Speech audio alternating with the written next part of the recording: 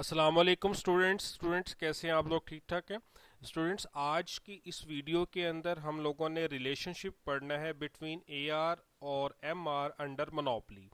अब स्टूडेंट्स थोड़ा सा मैं आपको रिवाइज करवा देता हूं कि आखिर हम ये पढ़ क्या रहे हैं। स्टूडेंट्स, हम लोगों ने मार्केट वाला टॉपिक स्टार्ट किया हुआ है जिसके अंदर मैंने आपको बताया था कि मार्केट की स्ट्रक्चर के लिहाज से चार इकसाम होती हैं: perfect competition, monopoly, monopolistic competition और ओलिगोपली।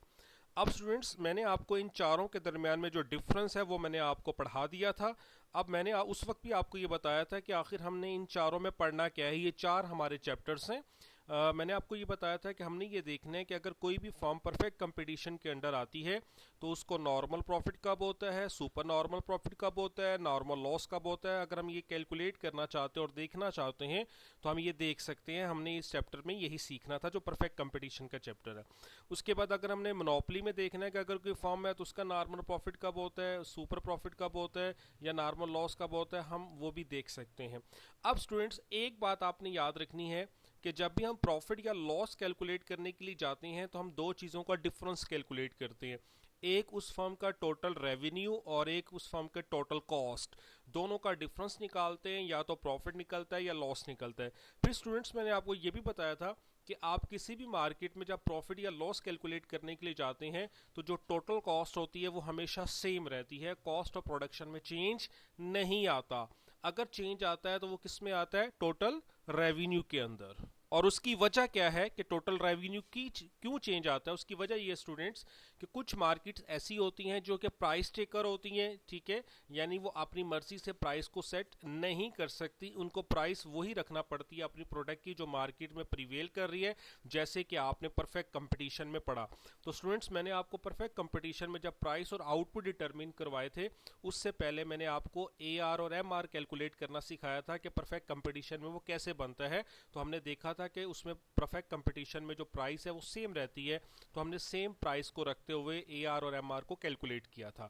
तो स्टूडेंट्स, आज हम लोगों ने जो पढ़ना है वो मोनोपली में जो हमने प्राइस और आउटपुट डिटरमिन करने हैं उससे पहले बेसिक्स चीज़ें पढ़नी है कि मोनोपली के अंदर ए आर और एम आर कैसे बनते हैं। अगर ये हमें बनाना आ जाएंगे तो हम प्रॉपरली जो मोनोपली का क्वेश्चन है वो हम कैलकुलेट कर सकते हैं। तो स्टूडेंट्स, सबसे पहले कुछ टॉपिक्स देख लेते हैं कि हमने क्या डिस्कस करना है। सबसे पहले आज की इस वीडियो में स्टूडेंट्स मैं आपको एनालिसिस ऑफ फर्म्स रेवेन्यू दोबारा से सिखाऊंगा। ये मैं आपको ऑलरेडी पहले बता चुका हूं कि ए आर और एम आर हमने बनाने हैं, लेकिन मैं आपको पहले से दोबारा बताऊंगा कि ए आर और एम आर होते क्या है। तो हम तीन तरह के रेवेन्यू डिस्कस करेंगे: टोटल रेवेन्यू, एवरेज रेवेन्यू और मार्जिनल रेवेन्यू। इन तीनों को दोबारा से डिफाइन करेंगे। उसके बाद फिर हम रिलेशनशिप देखेंगे ए आर और एम आर को अंडर मोनोपली। तो स्टूडेंट, स्टार्ट करते हैं टोटल रेवेन्यू से। टोटल रेवेन्यू किसे कहते हैं स्टूडेंट्स?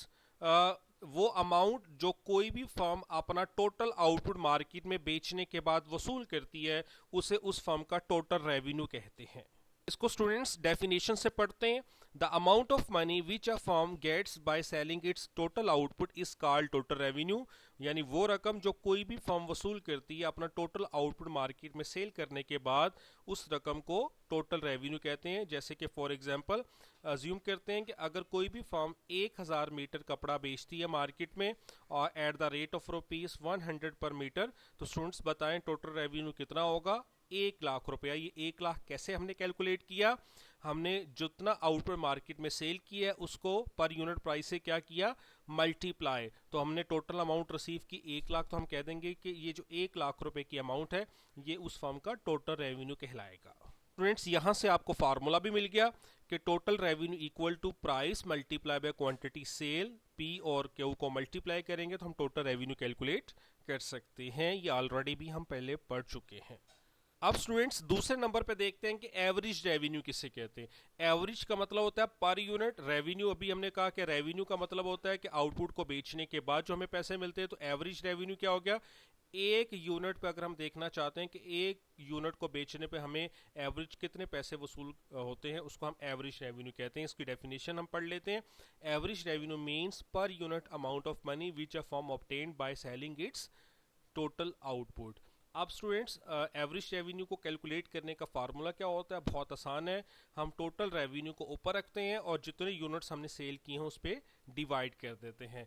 तो हम पीछे वाली एग्जांपल को देख लेते हैं कि हमने टोटल रेवेन्यू ऑब्टेन किया था 1 लाख रुपया, हम 1 लाख को ऊपर रखते हैं और टोटल आउटपुट हमने सेल किया था 1000 मीटर्स। तो 1 लाख को 1000 पे हमने डिवाइड किया तो हमारे पास 100 रुपीज़ आ गया उसका एवरेज रेवेन्यू। और स्टूडेंट्स आपको मेरी वो बात याद आ रही होगी जिसमें मैंने आपको बताया था कि हमेशा AR और प्राइस सेम होते हैं। जितनी भी आप उस प्रोडक्ट की प्राइस रखते हैं, जब आप एवरेज रेवेन्यू कैलकुलेट करेंगे तो उसका एवरेज रेवेन्यू वही होगा जो आपने प्राइस रखी होगी, इसलिए AR और P हमेशा इक्वल होते हैं। उसके बाद स्टूडेंट्स तीसरे नंबर पे पढ़ते हैं मार्जिनल रेवेन्यू, जो कि बहुत इंपॉर्टेंट है। मार्जिनल रेवेन्यू किसे कहते हैं स्टूडेंट्स? एक नया आउटपुट मार्केट में सेल करने के बाद जो आपके टोटल रेवेन्यू में इजाफा होता है स्टूडेंट्स, उसे मार्जिनल रेवेन्यू कहते हैं। मैं इसको एक एग्जांपल से समझाता हूँ स्टूडेंट्स। देखें, अगर आपने पिछली एग्जांपल में मैंने आपको बताया कि हमने 1000 मीटर कपड़ा बेचा और हमें टोटल अमाउंट वसूली 1 लाख रुपए। हम अज्यूम करते हैं कि फर्म ने 1001 मीटर कपड़ा बेचा, 1 मीटर मजीद बेचा, तो टोटल रेवेन्यू में इजाफा हो गया। वो 1 लाख से बढ़ के हो गया 1,08,000 रुपये। तो आप देखें टोटल रेवेन्यू में एक नया आउटपुट बेचने के बाद हमें कितना इजाफा हुआ है? 800 का। तो वो जो 800 स्टूडेंट्स वो मार्जिनल रेवेन्यू कहलाएगा। तो मैं एक दफ़ा डेफिनेशन पढ़ देता हूँ स्टूडेंट, उसके बाद दोबारा इसको बताता हूँ कि marginal revenue is the amount of money which a firm obtained by selling N additional unit of output, यानी एक नया यूनिट बेचने से जो अमाउंट फर्म को वसूल होती है उसको मार्जिनल रेवेन्यू कहते हैं। इसको एक और अल्फाज से भी हम बयान कर सकते हैं, the increase in total revenue which is caused by the sale of an additional unit of output is called marginal revenue. यानी एक नया आउटपुट मार्केट में सेल करने से जो टोटल रेवेन्यू में इजाफा होता है वो मार्जिनल रेवेन्यू कहलाता है। अब यहाँ से हम स्टूडेंट्स मार्जिनल रेवेन्यू का फार्मूला भी कैलकुलेट कर सकते हैं। Marginal revenue is equal to change in TR, delta TR, इसको चेंज इन TR यानी total revenue divide by change in output. तो ये हमें यहाँ से फार्मूला भी मिल गया कि अगर हमने मार्जिनल रेवेन्यू कैलकुलेट करना है तो हम टोटल रेवेन्यू में चेंज को ऊपर रखेंगे और आउटपुट में जो चेंज आए उस पर डिवाइड कर देंगे, तो हम मार्जिनल रेवेन्यू कैलकुलेट कर सकते हैं। अब स्टूडेंट्स हम लोगों ने इनकी डेफिनेशन पढ़ ली है। अब हम अपने आते हैं मेन टॉपिक की तरफ, जिसको बेस बनाकर हमने मोनोपोली का प्रॉपर क्वेश्चन डिस्कस करना है। अब हम देखते हैं relationship between AR and MR under monopoly. अब स्टूडेंट्स AR और MR में रिलेशन देखने से पहले मोनोपोली के बारे में थोड़ा सा रिवाइज कर लेते हैं कि मोनोपोली किसे कहते हैं या कौन सी मार्केट होती है। तो स्टूडेंट्स मैंने आपको बताया था कि मोनोपोली ऐसी मार्केट को कहते हैं जिसमें किसी भी प्रोडक्ट को बेचने वाले मार्केट में एक ही फर्म होती है और मार्केट में उस फर्म का पूरा कंट्रोल होता है। मार्केट में उसके अलावा कोई भी मार्केट में सब्सिट्यूट मौजूद नहीं होता। और स्टूडेंट्स जब एक ही फर्म मार्केट में कंट्रोल कर रही हो तो फिर वो प्राइस टिकर नहीं होती, उसने फिर प्राइस अपनी मर्जी से रखना होती है। वो खुद से डिसाइड करती है कि उसने प्राइस को डिक्रीज करना है या इंक्रीज करना है, उसके मुताबिक वो प्राइस को सेट करती है। यही परफेक्ट कंपटीशन और मोनोपोली में फ़र्क होता है कि परफेक्ट कंपटीशन में कोई भी फर्म अपनी मर्जी से प्राइस सेट नहीं कर सकती, वो प्राइस टेक करती है और उसी प्राइस को मार्केट में रखती है जो मार्केट में प्रिवेल कर रही होती है। लेकिन यहाँ पे क्योंकि सिंगल फर्म होती है और वो अपनी एक होने का फ़ायदा उठाती है और लिहाजा वो अपनी मार्केट में जो प्रोडक्ट है उसकी प्राइस अपनी मर्जी से सेट करती है। तो इसी चीज़ को बेस बनाकर फिर हम इसका टेबल बना लेंगे। स्टूडेंट्स आपको 5 कॉलम नज़र आ रहे हैं, हमें नंबर 4 और नंबर 5 वाला कॉलम चाहिए, AR और MR स्टूडेंट्स। लेकिन अगर आपने देखा हो तो स्टूडेंट्स AR हमने कैसे कैलकुलेट किया था कि एवरेज रेवेन्यू अगर हमने कैलकुलेट करना है तो हमें टोटल रेवेन्यू को ऊपर रखना पड़ेगा और आउटपुट पर डिवाइड करना पड़ेगा। और मार्जिनल रेवेन्यू कैलकुलेट करना है तो वो चेंज इन टोटल रेवेन्यू होगा divide by change in output होगा। तो लिहाजा इसका मतलब ये है कि अगर हमने AR और MR फाइंड करना है तो फिर हमारे पास तीसरे कॉलम का होना ज़रूरी है जो कि टोटल रेवेन्यू है। और टोटल रेवेन्यू के बारे में मैंने आपको बताया था कि अगर आपने TR कैलकुलेट करना है तो फिर आपके पास 2 कॉलम होना ज़रूरी है, एक उस प्रोडक्ट की प्राइस और एक आपने कितना आउटपुट मार्केट में सेल किया। दोनों को मल्टीप्लाई करेंगे तो TR हमने कैलकुलेट होगा। इस वजह से हमें 5 कॉलम बनाना पड़े स्टूडेंट्स। तो स्टूडेंट्स सबसे पहले हम प्राइस सेट कर लेते हैं। दूसरे नंबर पे जो आपको कॉलम नजर आ रहा है, अगर आप देखें तो परफेक्ट कंपटीशन में मैंने यहाँ पे प्राइस सेम रखी थी, लेकिन मोनोपोली में प्राइस सेम नहीं होगी। तो मैंने आपको कहा फर्म अपनी मर्जी से डिसाइड करती है, तो जनरली वो प्राइस डिक्रीज करती है ताकि वो ज़्यादा से ज़्यादा मार्केट में आउटपुट को सेल कर सके। तो इसी चीज़ को बेस बनाकर हम यहाँ पे आप देखें कि प्राइस को डिक्रीज कर देते हैं। हमने 10 रखा, 10 के बाद 9 कर दिया, 9 के बाद 8 कर दिया, 8 के बाद 7 और 6 कर दिया, तो प्राइस डिक्रीज कर रही है। अब students units of output market में सेल करते जाएंगे और टोटल रेवेन्यू कैलकुलेट कर लेंगे। फॉर एग्जांपल अगर फर्म एक आउटपुट मार्केट में सेल करती है तो टोटल रेवेन्यू कितना होगा 10, क्योंकि 10 को 1 से मल्टीप्लाई किया तो 10 आ गया। अगर दो आउटपुट सेल करती है तो 18 कैसे आ गया स्टूडेंट्स, 2 को 9 से मल्टीप्लाई कर दी उसके सामने वाली प्राइस से। उसके बाद अगर हमने तीन आउटपुट सेल किए हैं तो 24 रेवेन्यू होगा, 3 मल्टीप्लाई बाय 8। अगर 4 आउटपुट मार्केट में फर्म सेल करती है तो 28 रेवेन्यू हो गया, 4 मल्टीप्लाई बाय 7। और अगर 5 आउटपुट सेल करती है तो टोटल रेवेन्यू 30 हो गया, 5 मल्टीप्लाई बाय 6। वही स्टूडेंट्स आप टोटल रेवेन्यू कैलकुलेट कर लेंगे तो आप एवरेज रेवेन्यू स्टूडेंट्स कैलकुलेट कर सकते हैं। एवरेज रेवेन्यू कैसे कैलकुलेट करते हैं स्टूडेंट्स, टोटल रेवेन्यू को ऊपर रखेंगे और आउटपुट पे क्या करेंगे, डिवाइड। तो 10 डिवाइड बाय 1 10 आ गया, 18 डिवाइड बाय 2 स्टूडेंट्स 9 आ गया, 24 डिवाइड बाय 3 8 आ गया, 28 डिवाइड बाय 4 7 आ गया, 30 डिवाइड बाय 5 6 आ गया। अब ए आर की वैल्यूज भी हमारे पास आ गया। अब स्टूडेंट्स एक चीज आप देख रहे होंगे कि जो आपने प्राइस रखी थी वही आपका ए आर का आंसर भी आया है। तो मैंने आपको यही बताया था कि हर मार्केट के अंदर प्राइस और ए आर हमेशा इक्वल होते हैं। अगर आपने प्राइस कैलकुलेट करना हो तो स्टूडेंट्स आप ए आर से भी इसको कैलकुलेट कर सकते हैं, क्योंकि जो एवरेज रेवेन्यू होगा वही उस प्रोडक्ट की प्राइस होगी। ये स्टूडेंट्स आपने याद रखना है। अब स्टूडेंट्स उसके बाद मार्जिनल रेवेन्यू कैलकुलेट करते हैं। मार्जिनल रेवेन्यू का फार्मूला क्या होता है, change in total revenue divide by change in output. तो पहली दफा में चेंज नहीं आता, तो पहली दफा में जो टोटल रेवेन्यू होगा स्टूडेंट्स वही मार्जिनल रेवेन्यू का आंसर होगा, तो 10 ही आ गया। उसके बाद आप देखें स्टूडेंट्स टोटल रेवेन्यू में चेंज, तो 10 और 18 में कितने का डिफरेंस है स्टूडेंट्स, 8 का। तो टोटल रेवेन्यू में जो चेंज आ रही है उसको ऊपर रखेंगे और आउटपुट में जो चेंज है उस पर क्या करना है, डिवाइड। तो आउटपुट में चेंज कितने का आ रहा है, 1 और 2 में कितने का डिफरेंस है, 1 का। तो 8 डिवाइड बाय 1 8 ही आएगा, क्योंकि अगर डिनोमिनेटर में 1 हो तो उसको इग्नोर कर देते हैं। उसके बाद स्टूडेंट्स 18 और 24 में कितने का डिफरेंस है, 6 का। 2 और 3 में 1 का, तो 6 डिवाइड बाय 1 6 आ गया। 24 और 28 में 4 का, 3 और 4 में 1 का, तो 4 डिवाइड बाय 1 4। तो 28 और 30 में 2 का, 4 और 5 में 1 का, तो 2 डिवाइड बाय 1 2। तो इस तरह से हमने मार्जिनल रेवेन्यू कैलकुलेट किया। कैसे, ये दोबारा बता रहा हूं स्टूडेंट्स, ए आर और एम आर आपने कैलकुलेट करने टी आर से, और टी आर कैलकुलेट होगा with the help of Q and P. और पी में वैल्यूज आज सेम नहीं होंगी, क्योंकि मोनोपोली में प्राइस सेम नहीं होती। वो फर्म जो है वो अपनी मर्जी से प्राइस सेट करती है, तो जनरली वो प्राइस डिक्रीज करती है ताकि वो ज्यादा से ज्यादा आउटपुट मार्केट में सेल कर सके। तो ए आर हमने कैसे कैलकुलेट किया, T R divide by quantity. और एम आर हमने कैसे कैलकुलेट किया, change in T R divide by change in output. तो स्टूडेंट घर में आपने प्रैक्टिस करनी है, खुद से वैल्यूज लेकर इसको बनाना है। तो अब इन्हीं वैल्यूज की मदद से हम इसकी डायग्राम बनाते हैं। तो स्टूडेंट्स डायग्राम में हमारे पास दो एक्सिस हैं। एक्स एक्सिस पे सबसे पहले हम एक्स एक्सिस पे क्वांटिटी या आउटपुट रखेंगे। वाई एक्सिस पे हमारे पास रेवेन्यू है स्टूडेंट्स, जिसमें ए आर और एम आर है। हम ए आर और एम आर भी लिख सकते हैं स्टूडेंट्स। उसके बाद स्टूडेंट्स अगर आप देखें तो टोटल हमने कितने आउटपुट यूज़ किए, हम टेबल को ज़रा देख लेते हैं स्टूडेंट्स कि हमने टोटल जो आउटपुट सेल किए मार्केट में वो 1 से लेकर 5 तक है। तो आपने स्टूडेंट्स 1 से लेकर 5 तक इसको बना लेना है सेम डिफरेंस के साथ। उसके बाद स्टूडेंट्स हमने वाई वाली साइड पर दोनों की वैल्यूज रखनी है, ए आर और एम आर की। तो ए आर और एम आर में देखें तो मिनिमम हमारे पास 2 है, मैक्सिमम 10 है। तो हम 2 के डिफरेंस से स्टूडेंट्स इसको बना लेते हैं, 2 4 6 8 10। उसके बाद स्टूडेंट्स हम किसी एक डायग्राम को पहले बनाएंगे फिर दूसरी डायग्राम बनाएंगे।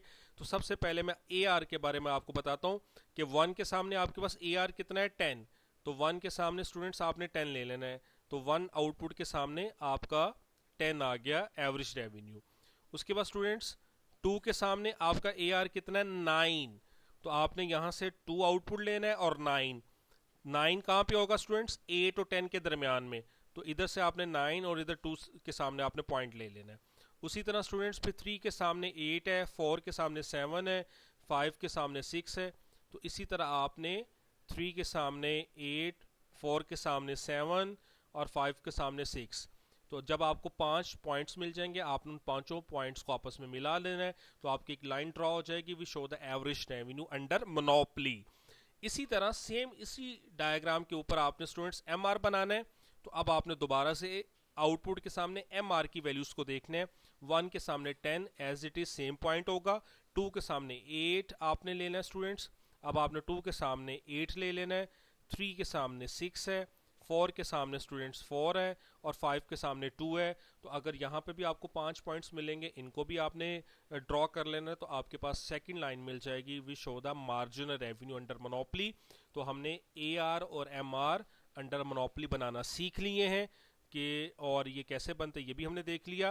और अगर आपने देखा हो कि परफेक्ट कंपटीशन में एआर और एमआर सेम बने थे क्योंकि प्राइस वहाँ पे सेम थी, लेकिन यहाँ पर मोनोपोली के अंदर एआर और एमआर डिफरेंट हैं, यहाँ पे प्राइस सेम नहीं है।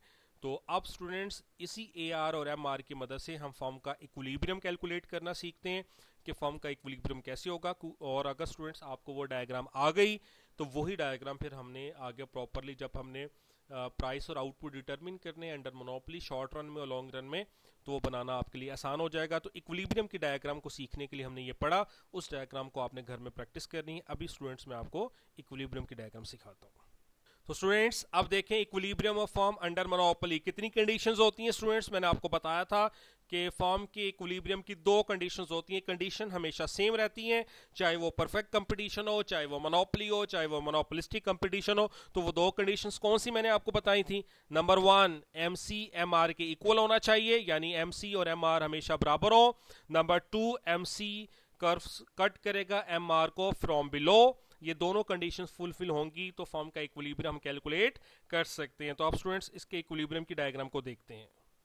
तो सबसे पहले स्टूडेंट्स 2 एक्सिस बना लेते हैं। एक्स एक्सिस पे आउटपुट आ गया, अब हमने बगैर वैल्यूज के बनाने हैं। वाई एक्सिस पर हमारे पास अब कॉस्ट भी आएगी, रेवेन्यू भी, इसलिए दोनों आ गए। तो सबसे पहले हम ए आर और एम आर बना लेते हैं अंडर मोनोपोली। तो हमने सीख लिया कि टेंजेंट बनते हैं स्टूडेंट्स, ए आर ऊपर बनता है, एम आर नीचे बनेगा। तो आपने ए आर पहले बना लिया, उसके बाद एम आर बना लिया। ये क्यों ऐसे बने ये ऑलरेडी मैं आपको इससे पहले सिखा चुका हूँ। उसके बाद स्टूडेंट्स एम सी बनाना है, मार्जिनल कॉस्ट। मैंने आपको क्या बताया था स्टूडेंट्स कि जो कॉस्ट होती है वो हर मार्केट में सेम ही बनेगी। तो आपने एम सी का कर्व वैसे ही बनाना है जैसे आपने परफेक्ट कंपटीशन में बनाया था। तो हमने एम सी बना लिया स्टूडेंट्स उसी तरह से। अब इक्विलिब्रियम देखते हैं स्टूडेंट्स, कहां पे है जी, जहां पे एमसी और एमआर इक्वल होंगे। तो ये एमसी कर्व है स्टूडेंट्स, ये एमआर है, दोनों जहां पे एक दूसरे को कट कर रहे हैं, इस जगह पे इक्विलिब्रियम होगा। ई पॉइंट आपको नजर आ रहा है, वहां से स्टूडेंट्स हमें क्वांटिटी मिल जाएगी। आप नीचे देखिए, आप उसको डॉटेड में ले जाना क्वांटिटी, यानी वो फर्म ओ से लेकर क्यू तक उस क्वांटिटी को प्रोड्यूस कर रही है। उसके बाद स्टूडेंट्स अब हमने देखना है दूसरे, मैंने आपको कहा था 2 चीजें हमने देखनी है। एक आउटपुट, जो इक्विलिब्रियम है वो हमें आउटपुट बता देता है, उसके बाद हमने प्राइस कैलकुलेट करनी है। तो स्टूडेंट्स आपको याद होगा कि परफेक्ट कंपटीशन के अंदर जो प्राइस थी वो, क्योंकि ए आर उसी लाइन पे था, ए आर और एम आर इक्वल थे, जिसकी वजह से प्राइस हमें उसी पॉइंट पे मिल गई। लेकिन मोनोपोली के अंदर ए आर और एम आर सेम नहीं है, इसलिए अगर हमने प्राइस कैलकुलेट करनी है तो फिर हमने इक्विलिब्रियम वाले पॉइंट से ही ए आर की तरफ जाना है, ऊपर की तरफ, जहां पे वो ए आर को जाके कट करेगा पॉइंट, वहां से आपको लेफ्ट साइड पे स्टूडेंट्स प्राइस मिलेगी। ये आपने याद रखना है, बहुत इंपॉर्टेंट है स्टूडेंट्स। बहुत से बच्चे जो ना वो गलती कर देते हैं, यहाँ पे वो इक्विलिब्रियम से लेफ्ट साइड पे ले जाते हैं, जो गलत है। तो आपने सबसे पहले जहां पर एमसी और एमआर इक्वल है और एमसी बिलो कट कर रहा है, वहां पे आपको इक्विलिब्रियम मिल जाएगा, वहां से आपको आउटपुट मिलेगा। और प्राइस आपने ऑब्टेन करने के लिए उसी पॉइंट से ए आर की तरफ जाना है, जहां पे वो ए आर को कट करेगा, वहां पे लेफ्ट साइड पे स्टूडेंट्स आपको उस प्रोडक्ट की प्राइस मिल जाएगी। तो ये वो इक्विलिब्रियम डायग्राम है स्टूडेंट्स, जिसके लिए आज हमने सीखा, और इसी डायग्राम को हम आगे यूज करते हुए प्राइस और आउटपुट को डिटरमिन करेंगे मोनोपोली में। तो स्टूडेंट्स उम्मीद करता हूं कि ये डायग्राम आपको क्लियर होगी, इसको घर में आपने प्रैक्टिस करनी है। तो नेक्स्ट में मैं आपको सेकंड चैप्टर इसका जो ना वो कंप्लीट करवा दूंगा, जिसमें हम मोनोपोली के अंदर प्राइस और आउटपुट को डिटरमिन करेंगे। तो इस डायग्राम को स्टूडेंट्स आपने लाजमी बनाना है। Thank you very much.